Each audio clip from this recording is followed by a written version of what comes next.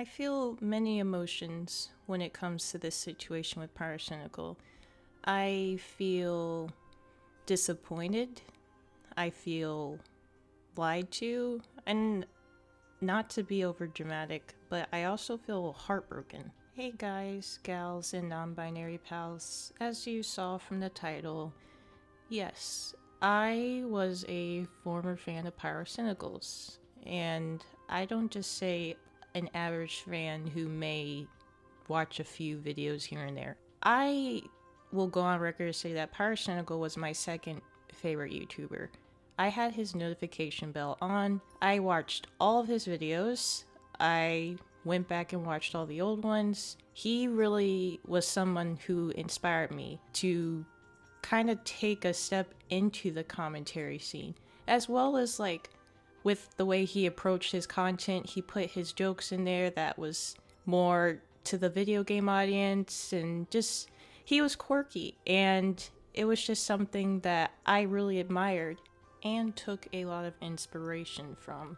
With that being said, when all the allegations on him began to come out, I went in automatically biased since he was my second favorite YouTuber. I was in shock and in denial. I would be lying if I said I wasn't still in shock by everything that happened. With that being said, I'm not only going to be critical towards Pyrocynical, but also critical towards myself for how quickly I was to be skeptical and dismiss the original claims made by Ivory. I followed the info from the beginning and felt heartbroken and uneasy. When you see people getting called out, it's one thing when it isn't someone you are already a fan of or had bad vibes about, but it's another thing when it comes and hits closer to home. I wanted so badly to believe this was all a ruse and something where someone had malicious intent to cancel someone, similar to the Slazo situation and the Spockter situation. I read the initial tweet Ivory made and thought it was weird to make such a bold claim without much evidence, so I was one of the people who didn't believe him at first. I'll leave the tweet in the description below. As time went on, I watched Bo Blacks and several others review all the tweets and cover this from head to toe. Again, I'll link all those in the description. They describe and look at the situation more in depth than what I'll say in this video. I felt as though we were all kind of like, I don't think this is legit. So I felt as though the word grooming was misused in this situation. And since Ivory is younger, I believed he didn't truly understand the full definition of it. Eventually, he would go on Tommy C's channel and do an interview with him. I will link that in the description as well. And when he was confronted about the word grooming and how it was used and asked if anyone asked him to use it, he seemed more confused about it, which at the time gave me more suspicions about the whole situation. So it seemed like things were looking more in Pyro's favor. However, I had iffy vibes about the DMs between Ivory and Pyro's girlfriend, and it made me question things a little. And I just had this gut feeling that there was more to this than what was originally presented. When Pyro released his response, it seemed like a moment there could be a breath of fresh air to me, because it was like, oh, of course he's innocent. Why wouldn't he be? However, more evidence was released from Ivory that Pyro cut out some of the context of the DMs that he had put in his response. That was a red flag to me. At this point, I didn't feel comfortable viewing his content because that was kind of a manipulative thing to do for your big following.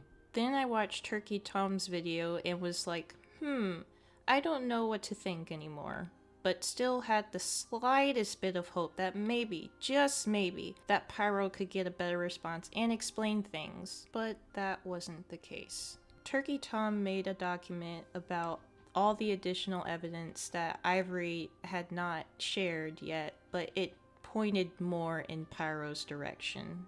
And at that point, I had to put all my bias aside, even though Pyro was my second favorite YouTuber, someone who inspired me to create my content, and someone who I strongly looked up to. I had to put all that aside and look at the evidence and the facts. I'll have links to all of this in the description. What really upsets me as a fan was that Pyro knew, and he lied about it. And he twisted the narrative for his loyal audience to just go and believe.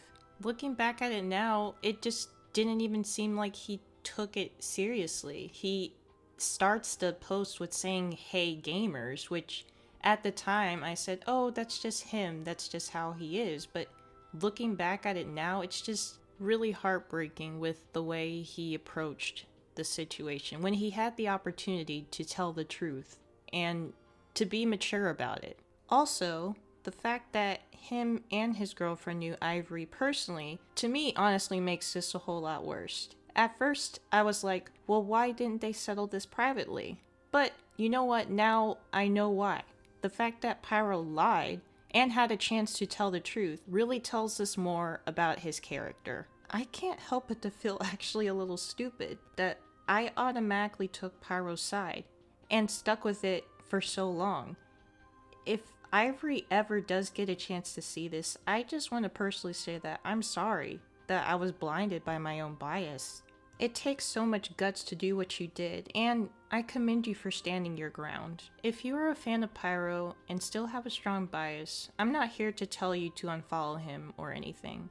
I don't believe in cancel culture. I do, however, believe in honesty and accountability. I ask you to take a step back and view the document Turkey Tom made and make the judgment for yourself.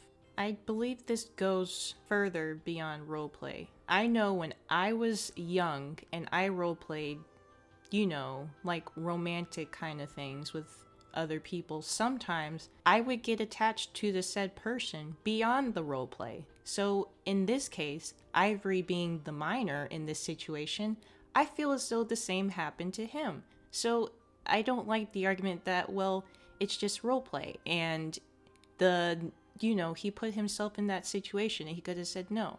It goes beyond that. It's not just about, oh, well, he didn't send nudes or they didn't say anything like that. After all the evidence, again, it's in the document. I just feel as though this goes beyond and it's in that territory. I know I can't support that behavior and I can't just pretend that things are okay because they very much are not.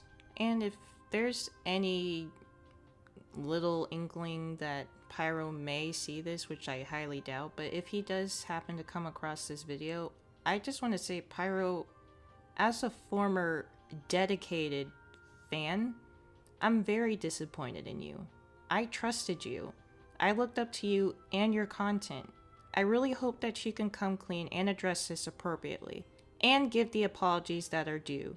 It breaks my heart to see that this all happened, and I want to see you grow, but for now, I just don't feel comfortable with being a subscriber.